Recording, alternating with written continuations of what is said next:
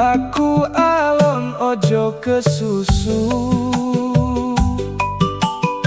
nglakoni urip kanthi mituhu.